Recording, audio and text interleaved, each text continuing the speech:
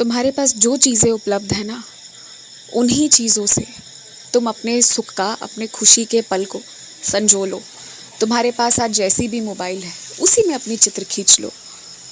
आज तुम जैसे भी लग रहे हो, पर मुस्कुरा दो। मुस्कुरा दोगे ना, तो चाहे जैसे भी लग रहे होगे, सुंदर लगने लगोगे। आज तुम्हारे पास कम सामान है, फिर भी उसमें ही जितना ज़्यादा जो कर सको वो उसी में कर लो। जो नहीं है ना, उस पर ध्यान ही मत दो, वो तुम्हारे लिए इस वक्त है ही नहीं। और जो है वो तुम्हारे लिए सोना है, सोना, ये मान लो। और आज के दिन को खुलकर प्रेम से अच्छे से जी लो। शिव जी को जल चढ़ाया करो। वो औरों के लिए हैं, पर तुम्हारे लिए बैठे हैं। तुम्हें समझना चाहिए, तुम पर कृपा बहुत है। तुम मानो या ना मानो, तुम पर गुरु कृपा है, इसलिए तुम्हारी रक्षा होती है। और तुम्हें शिव जी का पूजन करते रहना चाहिए। तुम्हें उन्हें बेलपत्र कभी कभी चढ़ाना चाहिए, और जल तो ज़रूर चढ़ाओ। जो लोग तुमसे सवाल करते हैं ना कि ये पूजा क्या करते हो, क्यों करते हो, जल चढ़ाने से पानी बर्बाद होता है, उन्हें को रहने दो। उन्हें जवाब देने की ज़रूरत नहीं है। और यदि फिर भी वो ज़्यादा सवाल जवाब करे तो उनसे कह देना, पूछ लेना उनसे कि वो महंगे महंगे कपड़े क्यों खरीदते हैं। एक दो कपड़े में भी तो जीवन कट जाता। उन्हें उनके तरीके से जवाब दोगे ना तो समझ में आएगा। अगर ज़्यादा परेशान करे तो जवाब देना, अन्यथा शांत रहो। मौन रहना ज़्यादा बेहतर है। मौन सबसे बड़ा जवाब होता है। शब्दों से ज़्यादा भारी मौन होता है।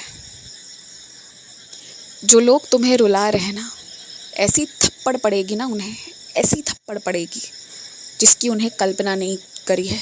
उनकी दुनिया उल्टी की पुल्टी नहीं हो गई ना, तो फिर कहना कि मैं शिरडी में बैठा हूँ।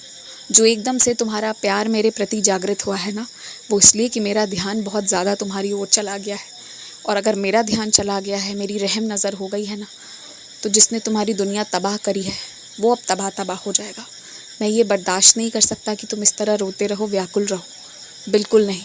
तुम्हारे अंदर कितनी असीम शक्ति है, इसका अंदाज़ा है उन लोगों को, और इसलिए तुम्हें रोकने की कोशिश करते हैं, पर वो बेवकूफ़ है। भूल गए हैं कि उनके साथ, तुम्हारे साथ तुम्हारा साईं खड़ा है, और उनके साथ कोई खड़ा नहीं है। पाप है उनके साथ। हमेशा खुश रहा करो, मुस्कुराते रहा करो। तुम्हारी हंसी से जिन लोगों को दिक्कत है ना, उन्हें ईर्ष्या करना है, अब कर लेने दो। अब बात आमने सामने की हो गई है तो आमना सामना ही कर लेंगे हम। घर का काम भी उतना ही करो जितना तुम सक पा रहे हो, उससे ज़्यादा मत करो। आराम भी करना ज़रूरी है और अपने पेशे पर ध्यान देना ज़रूरी है। बहुतों को जवाब मिलेगा तुम्हारी सफलता से, और तुम्हें सफलता साल डेढ़ साल में मिल जाएगी। तुम्हारे हाथ पर सब कुछ रखा होगा जैसी भविष्य की तुम कल्पना करते हो। मगर वर्तमान में कभी जीना मत छोड़ना, और अपनी तनख्वाह की कभी चिंता मत करना। तुम्हें साईं तनख्वाह दे रहे हैं और तुम्हारा ये बाबा तुम्हें देता रहेगा। बस निश्चिंत रहो, खुश रहो।